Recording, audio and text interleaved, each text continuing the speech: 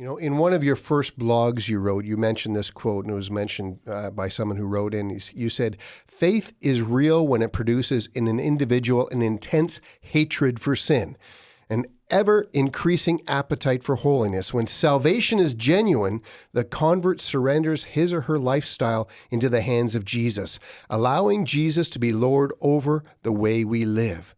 So what does the term genuine salvation mean in that context? Yeah, now I do know that, for instance, there are a number of passages that are worthwhile looking at.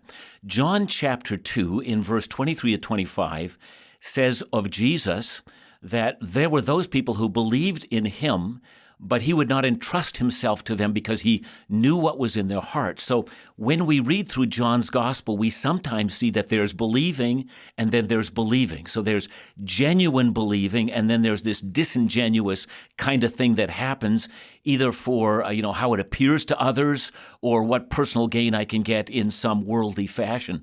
But let me read to you from 1 John chapter 3, verse 9, where John writes, "No one born of God makes a practice of sinning, for God's seed abides in him, and he cannot keep on sinning because he has been born of God."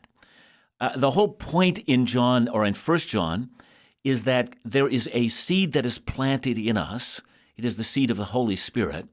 And there is a fundamental transformation of the inside. The Bible calls that regeneration. So when anyone believes, they really are born anew, and they are born from a situation in which they love sin in themselves, and now they start to love God and his ways and his holiness. Something has changed in our hearts. It's the consequence of believing. We don't get saved by doing those things, but once we believe, those are the things that begin to happen in our hearts. Everything is being transformed from the inside out. So there ought to be evidence of our salvation in the way we live? Absolutely. Of course, we're not perfect, but I think no believer can lie down in sin and get comfortable with it. I mean, we renounce it and we fight it for all we're worth.